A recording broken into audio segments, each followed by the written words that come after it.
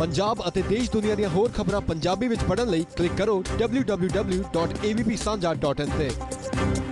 फिल्मों और TV serial में काम करने वाली शिखा जोशी की मौत के पहले क्या कुछ हुआ था घटनाक्रम, इस पर बात करने के लिए हमारे साथ उनकी रूममेट हैं जो खुद भी फिल्म इंडस्ट्री में काम करती हैं।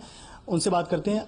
आपसे जानना चाहेंगे कि शिखा जोशी को आप कब से जानती हैं और कब से आपके साथ में यहाँ लोखंडवाला में रह रही थी?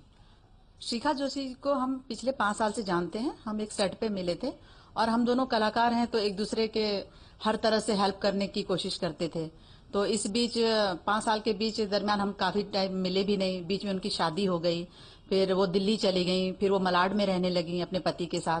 फिर अचानक मुझे उनका फोन आया 3 महीना पहले कि मैं काफी परेशानी से गुजर रही हूँ और बहुत ही मैं परेशान हूँ। हर तरह की परेशानियां चल रही है मेरे साथ, पैसे नहीं है, जिम्मेदारियां हैं और उनकी उम्र भी इस समय 40 साल हो रही थी और 20 साल की उनकी लड़की है जो कॉलेज गोइंग है। तो उन्होंने कहा कि काफी सारे मुसीबत है मेरे साथ, अगर तुम थोड़ा हेल्प कर दो मुझे। तो मैंने भी एज ए इंसानियत, क्योंकि मेरी दोस्ती उनसे काफी टाइम से है, तो मैंने एज ए इंसानियत, मेरे पास थोड़ी जगह थी तो मैंने कहा कि आप आ जाओ। और मैंने उनको अपने पैसे से और अपने जगह दे करके हर तरह से उनकी हेल्प करने की कोशिश की। कल शाम को क्या कुछ हुआ था? आप लोगों को कैसे पता चला कि उन्होंने बाथरूम में कुछ हरकत की है? हाँ। क्या कुछ आगे हुआ था? ऐसा है कि वो इंसोमेनिया की शिकार थी। उनको रात में नींद नहीं आती थी, इसके लिए वो कई बार डॉक्टर के पास भी गई और हमेशा अब परेशान रहने लगी थी क्योंकि जितना पैसा उनको चाहिए था वो नहीं मिल पा रहा था। तो इधर 1 हफ्ते से काफी परेशान थी। तो मैंने उनको बोला क्या बात है? तो बोले उन्होंने कि देखो हम जहां भी अभी काम के लिए जा रहे हैं मुझे काम नहीं मिल रहा है और सभी लोग मेरा शोषण कर रहे हैं। तो इस वजह से वो काफी परेशान हो गई और उनके दिल में गिल्ट भी रहने लगा। तो उन्होंने कहा कि मतलब बीच बीच में बोलने लगी कि यार हम लोग काम करना चाहते हैं, अच्छे लोग को काम नहीं करने दिया जाता है, ये सब क्या है।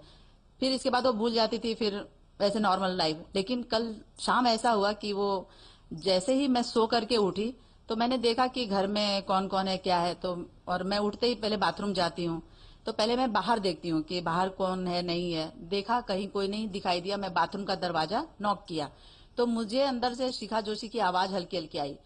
तो मैंने कहा कि अरे आप अंदर बाहर निकलो, मुझे बाथरूम जाना है। तो अंदर से वो कुछ कुछ आवाज मतलब गोलमोल करके मुझे समझ नहीं आ रही थी और मैं बिल्कुल नींद से उठी थी तो मुझे समझ में नहीं आया कि मैं क्या करूं, क्योंकि मैं सोच नहीं पा रही थी, क्योंकि नींद में इंसान आधा नींद में ही रहता है।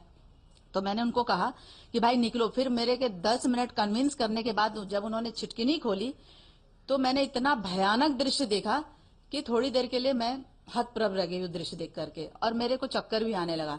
मैं समझ नहीं पा रही थी मैं क्या करूं।